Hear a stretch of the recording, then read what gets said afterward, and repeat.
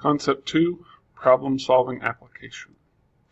All right, I usually don't do a video on some of these problem-solving word problems because I think once you have the concept, you can usually figure these out yourself. But some of these parabola problems or quadratic equation problems can be difficult to understand what the problem is asking you to find. So this problem says the height in feet of a golf ball that is hit from the ground can be modeled by the function f of x equals negative 16x squared plus 96x. Okay, where x is the time in seconds after the ball is hit. Find the ball's maximum height and the time it takes the ball to reach this height. Then find how long the ball is in the air. Okay, for me, the first thing I do is I figure out what my variables are and what my axes are. Okay, so if x is the time in seconds after the ball is hit, this is going to be time. Okay, and if x is time and we're talking about a ball being hit up, then my y-axis is going to be height. Okay, height. In the problem, it tells me we're looking for the maximum height. The maximum height, well, that's going to be your maximum. It's going to be your vertex. So we're looking for our vertex, and we're looking for the time it takes the ball to reach this vertex. Okay.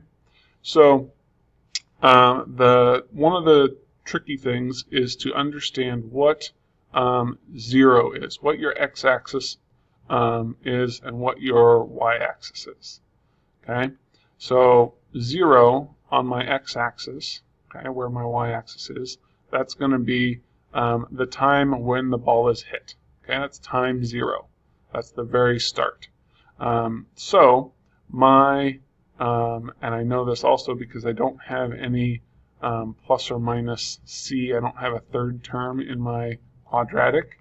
So I know that my parabola, let's use blue, is going to go through the origin.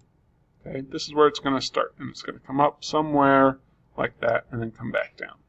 Okay, so we're going to start there. It's going to come up, and we're looking for the vertex. So let's do that. Let's find the vertex. We're going to use our axis of symmetry formula. X equals negative b 6 over negative 2a. Well, the negative should be on the 16, but that's okay. So we have 96 over negative 32. So 96 over negative 32. And remember that whole thing's negative, so I can put the negative up there. I've got two negative signs, so they'll cancel each other out. And 96 is 3 times 32, so my axis of symmetry is going to equal 3. Okay, and I can 1, 2, 3, make it there, and maybe draw out a line real quick too. Let's start down here. So there's my axis of symmetry running up there. Let's see, can I make it then? Already done. Okay, so I've got my axis of symmetry. X is 3. Let's find my vertex. All right, so negative 16. Oops, that's not going to work. Negative 16 times 3 squared plus 96 times 3. Okay, so I've got negative 16 times 3 squared. 3 squared is 9. 16 times 9 is going to be 144. Negative 144. 96 times 3, let's see, that should be 300 minus 12, 288. Did I get that right? Maybe I should have my calculator just to make sure. Okay, so I've got 96 times 3. 288. Okay, good. All right, 144 minus 288. Well, that should be 144 left. Okay. So obviously I'm not going to be able to graph this on this coordinate plane using 1 to 1. So if I'm going to graph this, let's just get an approximation, and we'll go with each block is, we'll say 50 in the vertical direction. Okay. So it's going to be something about like that. 144 is going to be close to 150. All right. So there's my vertex.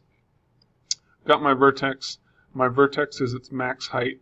So I've answered this part. Okay, my maximum height would be 144. That's as high as my golf ball goes. And then the time it takes to reach that height is going to be this distance. So 3.